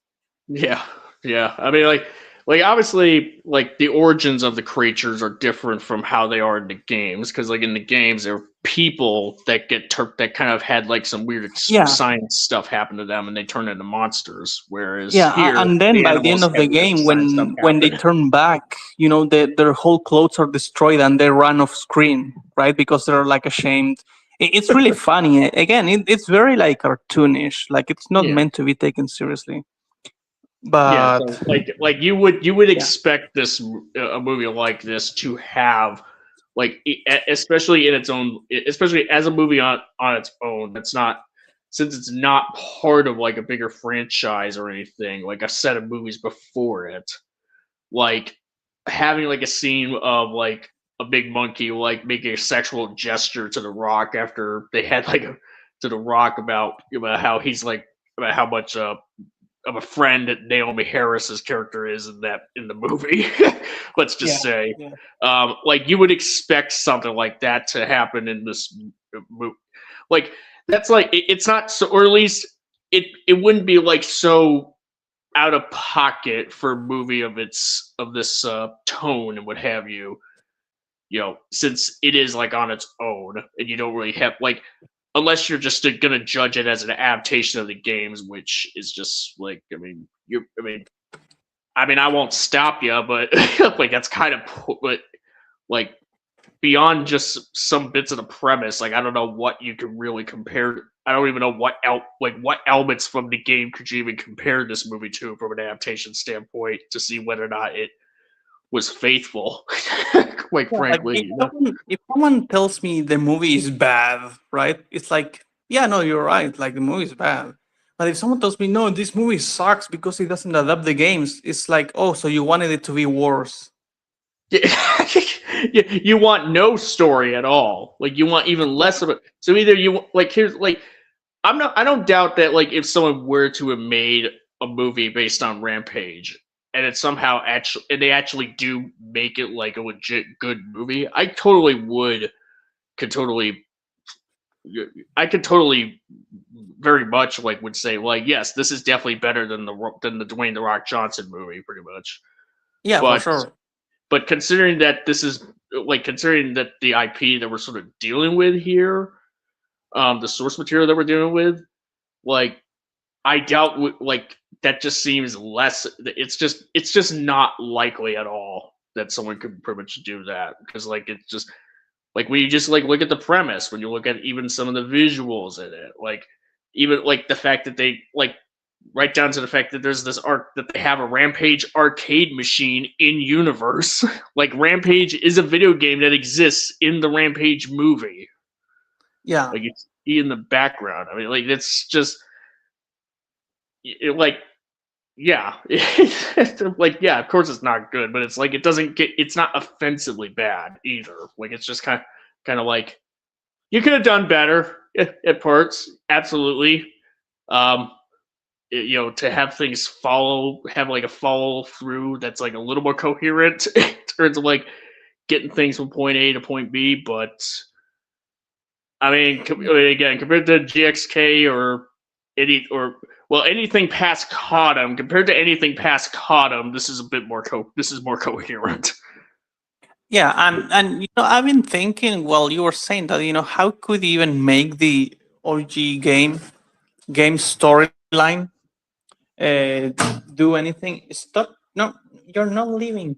So how can you actually do something with it? And it's like you could turn any human character into a good character, right? And they just like turn it into this thing, like into this monster, just like that.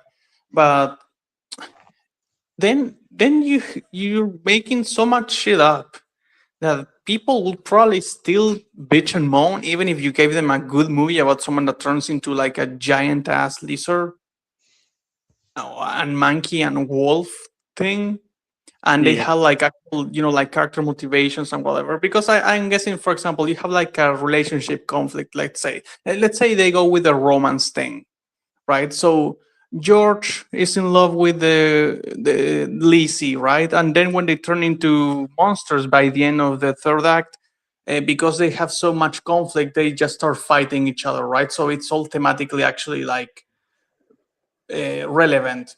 Then you Hmm. will have people saying, "No, they turn it into like a romance.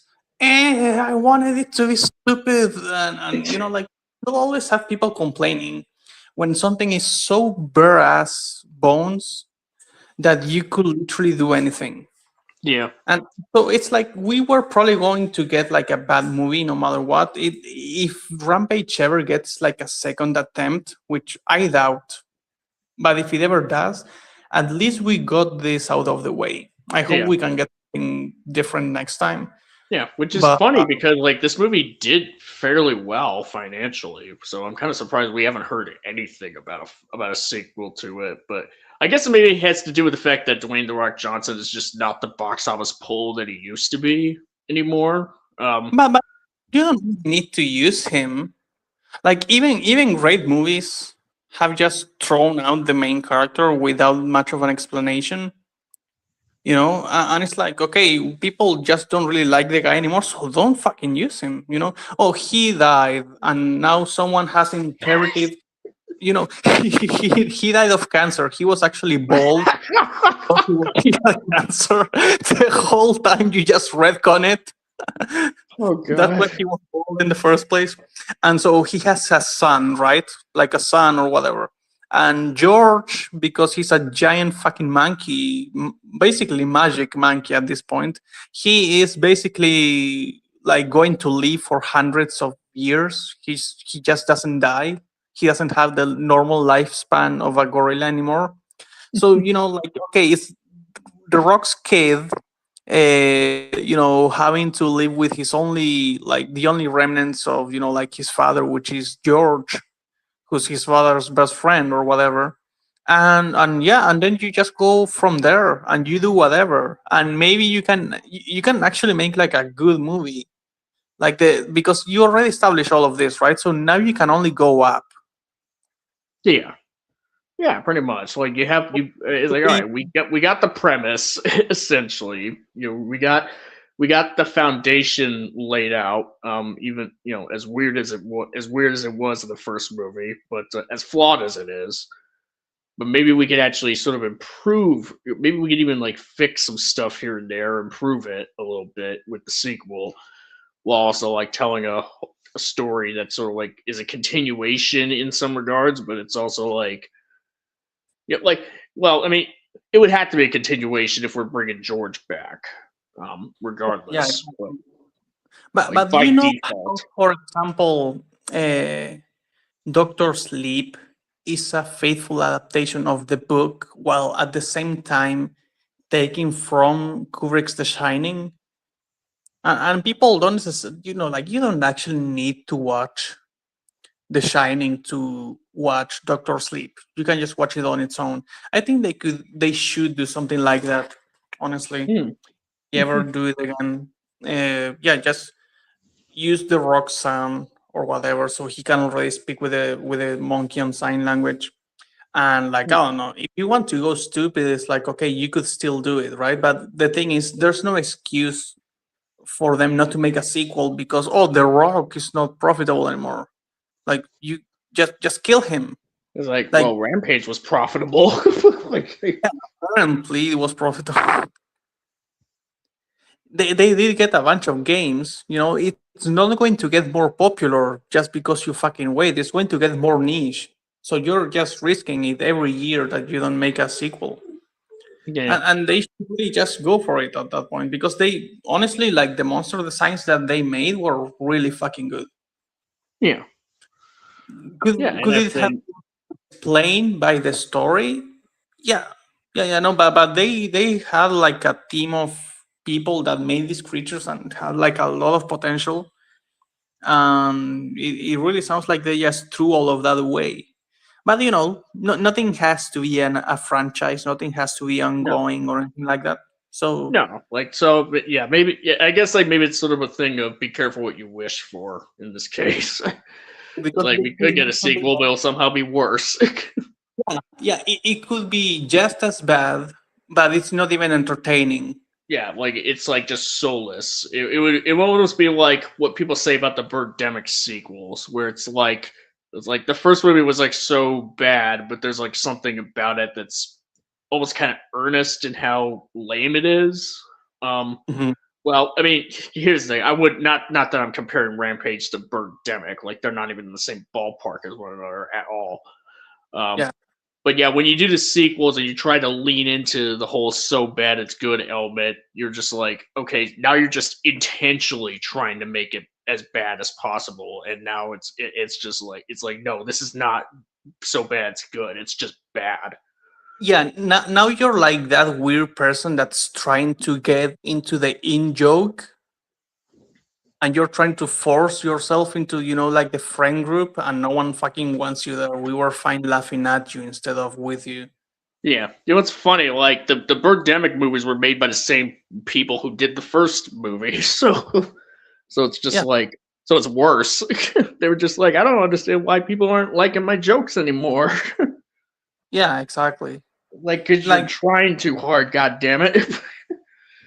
to be fair, if they ever did a remake for Rampage, not even a sequel, just okay, let's try again.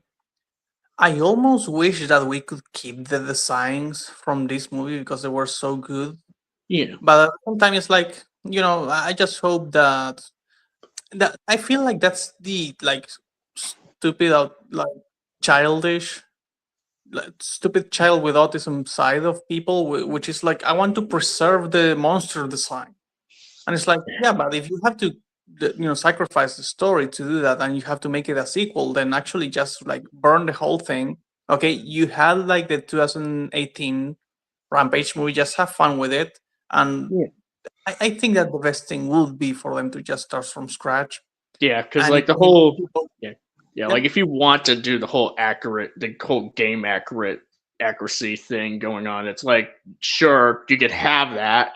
The problem that like you could have that, maybe even have it as an animated film. The problem though is like it could potentially be an instance where it's like, but then someone like Illumination like ends up making it. It would just be like fuck, it's like we're doomed.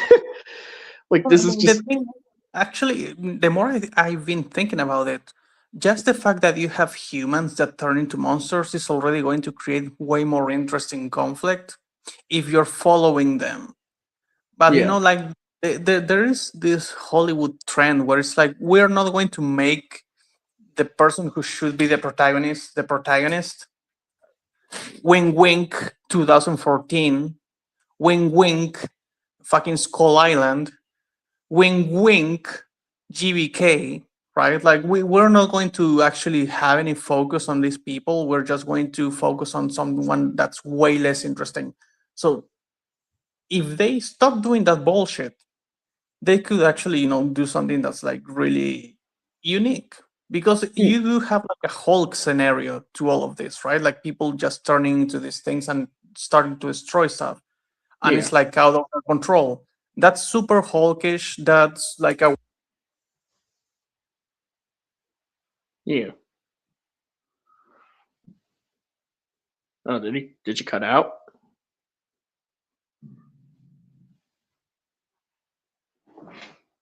No. okay. Can you hear me now? Yep, I can hear you now.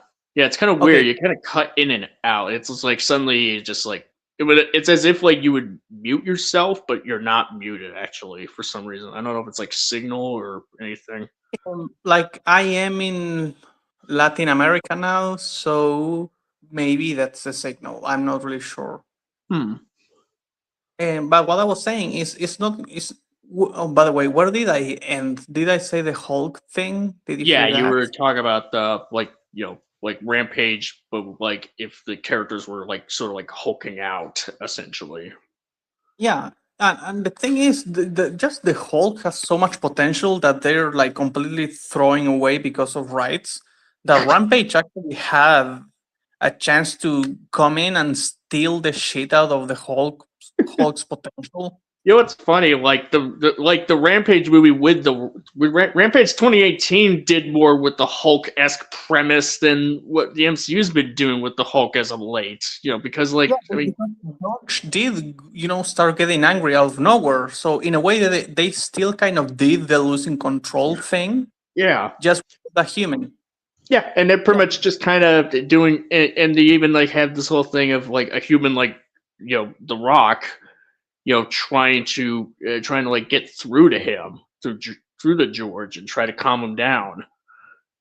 Yeah, and now do that times 3. If you actually have, like every single monster being a person at the beginning, and you like cared about them as people, and then they just start destroying stuff. Yeah. You could actually do something, and you don't need to make it dark and gritty to do that, right? Like in 2003, in that Hulk movie, it wasn't a depressing ass movie like every superhero movie after The Dark Knight. It was cheesy. It was like funny in its own way. It wasn't Right. taking itself super seriously. Well, Like people might think that I'm trying to say that the movie should like be more adult, and like I have all of this drama in my life, and then I turn into a monster. No, it's like you can make it fun. You don't need to. Let me put it this Yeah. way: like Hulk, like the Hulk 2003 movie, it's kind of like that one's like a little more complicated of a comparison because that movie was sort of like doing with about like the fact about like Bruce's complicated relations with his father, his abusive father, essentially, and that the Hulk is sort of like was so like the result of all that trauma like exploding out essentially. Like I mean, like the Rampage, this hypothetical Rampage movie wouldn't really necessarily need to go that deep on the thematic level, but it's sort of like or that dark. Really, it could just be like they could, but they don't need to. But they don't need. Yeah, exactly. They have like a chance to make the transformation represent something else because Yeah. they are not Hulk, but they can take elements from the Hulk, stories. Because I'm pretty sure, okay, like I'm like 100% sure that the Hulk has some stories that are pretty lighthearted in comparison to everything else, and that are actually like pretty decent. I know there has to be a bunch of those because of just how much Hulk content there has been. Yeah. It's just that people normally just lean to the edgier side. Oh, Hulk is like ripping himself out of Bruce Wayne, and he's like ripping his skin off. Oh, like the body horror. People always focus on those edgy ass things, but tend to ignore the more. For example, Gamera the Brave. People just love shitting on that movie or skipping it altogether. And it's like a really good movie, and it's like for kids, and it's lighthearted, but it touches on really like deep stuff. Yeah. Yeah, like it has its moments, but even this Rampage movie that we actually did get had its horror moments too. Like Yeah. it can always work. You can always put some horror stuff in kids media and not make it like adult. Right. But yeah, I just think that if we get a Rampage movie in the future, I just wish it's something completely different from this. We already got the stupid fun. I don't really need it again. Right. I don't want it to turn into GXK or shit like that. No. Dude, if they ever make a sequel for Rampage and they announce Alan Wingard as the director, I'm just gonna fucking kill myself. Oh God! It's like, so that's why he didn't do Supernova. He did Rampage. It brings on many change. I just jump off a fucking bridge. Wingard will be at the top of my suicide note, Oh and I will God! say it. Oh God! Called are wondering why. Got out of bed. Alone again. Naturally. Oh my Really? god.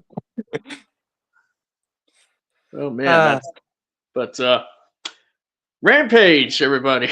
Rampage 2018. Yeah, like certainly not a great movie. Not it's maybe one of the movies of all time, but Yeah.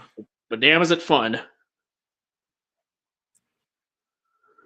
And in its childfulness, it somehow ended up being more mature than GXK. Yeah, somehow. Like I wish like I had been able to rewatch it, and because like both movies are childish in their own way. One has a complete and utter lack of restraint, and the other one, you were right. Like the fact that one is part of a franchise and decided to just do its own thing, like a fucking selfish little brat, Wonder, and the other one doesn't have anything behind it or ahead of it, so it's just doing what it wants to do, and yeah, you cannot blame it for it. That's a really big factor of why I think that this is a superior thing. Like yeah, GX on its own, if it was somehow like its own movie, right? Like, oh, there's just a Kong on Hollow World and he finds this and there's like a dinosaur upstairs. yeah, Uh, wouldn't even be that bad, but the fact that it comes out after all of the monsters just like an insult. yeah. Like Rampage 2018. It's like it's pretty much one of those movies that it doesn't really have anything to necessarily be coherent for. It doesn't have a continuity to be cohesive with, other than like whatever it establishes in its own vacuum, essentially. And I won't say that what it does was great by any stretch. Like even in a vacuum, it's still pretty flawed. But yeah, like since it's not really but like I guess it has a little more leeway than something like GXK or GVK, where those movies like actively contradict what came before them. Yeah. Not just Like in tone, but in almost everything. to a point where you had to make the effort to make them so fucking shitty. Like it's hard for me to believe that this like Winger actively said, yeah, no, I'm going to ignore everything. It wasn't that he wasn't aware, like unless he's like dumber than I think he is, right? But he must have been aware of what came before. He just decided that he didn't care, which is actively worse. Yeah, that's. But yeah, no, I would love to compare these two movies, like GBK and GXK with Rampage, Yeah. like just and like the creative philosophy. But then I realized these movies are not fucking worth the time to do that. No. So No. I'm Yeah, just no, going to being wrong. If someone like says, "Hey, no, you're wrong," I will immediately be like, "Yeah, sure," yeah. because come on, like no, no, Yeah, this unfortunately, that comparison is just kind of that comparison would just is kind of like on its foundation, pretty much would be kind of iffy because you're dealing with like a movie that is sort of like a one and done versus what is essentially meant to be the fourth or the fifth installment in a series of movies that's ongoing. yeah. So, like I mean, like there may be like some tidbits of like like potential for where a sequel could go, but it's not like Rampage like actively says like, oh, get ready for Rampage 2, guys. When in the next We year or found so. on the river. It's like, yeah, no, like it doesn't do any setup for a franchise really. It's just kind of like, here's a movie about a gorilla and The Rock. The gorilla goes crazy. There's also a wolf and a crocodile that mutate and go crazy. They're about to tear up a city, and The Rock has to save his gorilla friend. They climb the crocodile climbs a fucking building vertically. Yes. Yeah, it even just takes a cue from Transformers 3 when the driller just like starts slithering through through inside the building from one end out to another. like Lizzie does that, so it's not even. Granted, it's not the same building, but it's like I mean, it's in Chicago. I just realized, like they are also in Chicago at the time. Yeah.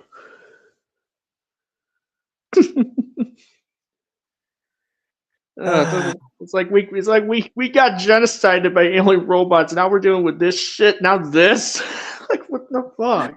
Now low budget Godzilla. comes- Low budget Godzilla, a giant, and two big furries. You know what the worst part is? Lizzie looks 10 times better than Godzilla does in the Wingard movies. Well, I mean, in GXK at least, because like in GVK, like in GVK he's kind of more consistent with how he was in Cottom, anyways. No, you're right. He was more consistent in GVK. And even then, like for a little bit in GXK, like he still has that Cottom design until they ditch it. Very, very little bit. Like GXK is way worse than people think when it comes to the CGI models. It's like disgusting. Yeah, that's the thing. Like I can't. That's kind of why like I'm more inclined to defend GVK than GXK. At least from a visual standpoint, like GVK like actually has visuals that still make me go, oh, that looks okay. That looks awesome. That looks really good. And then you have GXK. It's like there's some neat visuals, but for the most part, there's still pretty bad ones. Yeah. My Nintendo DS cutscene. Oh, I love this. Oh wait, I'm watching a movie. Ah, god damn it! Oh shit! It's like why is somebody streaming their 3DS gameplay on the theater? Oh, oh wait, no. Oh wait, that's like the movie. A fucking Nintendo. Shit. Wow. Nintendo does better shit with their cutscenes. Yeah. Like they look better consistently. Like holy shit. Well, at least Mario 2. I don't know how Mario 2 is called, whatever the name is, but Mario 2 probably has more consistency with its effects than fucking GXK. Oh, because you mean the Super Mario Galaxy movie? Yeah, no. Mario 2 as in like the fucking Nintendo game from the 80s. Oh, God. I mean, maybe. I mean, I met like the NES era Mario. Yeah. I mean, I imagine it would have to be consistent, right? Because it's like 8-bit or something. Yeah, exactly, but that's the thing. Like, at least you don't have, Mario looking like Super HD. Like trying to be Super HD. And then you go to Luigi and he looks like 2 pixels, right? Like, you don't have that. But with GXK, you have Kong looking great almost all the time. And then you cut to Godzilla and he looks like shit. Yeah, like, or you have some scenes with Star King where it's like he may look kind of passable in some shots, and then there's some shots that maybe go, "Oh, honey, no." Yeah, and then you have Shimo, who just kind of like unironically, I will stand by this. The Haya figure actually does the design for Shimo better justice than the movie does because there's actually like more detail. You actually see the details that were meant to be there, that were meant to be like brought out in the film, but the CGI just didn't do it. I just love the idea that GXK is like dead on the fucking ground, but we still like kick it from time to time. We'll laugh at it. I just pee on it. I just pee on the. Man, I still want to call that movie like a guilty pleasure of sorts, but it like over time, like it's just getting harder and harder for me too. I mean, it's a guilty pleasure in the sense that I get a lot of pleasure, sexual pleasure, by the way, ripping the new asshole. Like, I love shitting on this movie. But then I watch the Heisei movies and I'm like, maybe I'm too mean to this one and I should be meaner to like Heisei too, but yeah, no. Then we talk about it for like 2 seconds, and I remember, no, actually, GXK is much worse than. GXK is like, it's like, well, yeah, of course. Like, well, here's the thing. Like here's the thing. Like, even like some of the bad, even like the bad entries in the Heisei era. Like, well, I don't know. GXK doesn't have time travel in it, so I don't want to. So I don't want to. I Well, don't know if I should. Maybe I shouldn't go too far. the multiverse is going in that direction. It's Yeah, definitely it wants to do that. It wants If- to shoot itself a little if bit more. Supernova does introduce time travel, then I'll kill myself. We can jump together if you want to. Yes, yes, we should set up a date and place. Suicide date. Hell yeah. But yeah, I mean, I guess that's. I mean, I guess we'll pretty much go ahead and wrap it up because there isn't really anything else to say about Rampage. Really, it's like fun movie, not good, but you know, it's worth a watch for anyone who hasn't watched it yet, I suppose. Yeah. But yeah, and I guess I'll pretty much have to close out the stream because I have work in an hour or so. So I'll just get through this real quick. Thanks to the folks who came on for coming on. You know, Lau included, and Hoshi from earlier. So yeah, I guess like if anyone wants to do any shilling aside from me, they can pretty much I don't know. Lau, you probably have nothing really, maybe. Yeah, no, I'm like in the middle of moving. Today, actually, I got my dog because now we're in Argentina. Nice. So this is my first day on the new apartment. We have to clean the shit out of this place. Damn. I mean, it's not that it's dirty, right? But clearly no one has lived here for a long time. So yeah, no, I won't be doing anything for this month at all. Not even drawing, probably.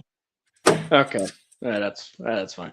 But yeah, and but yeah, like as far as like, like you did. What am I trying to say?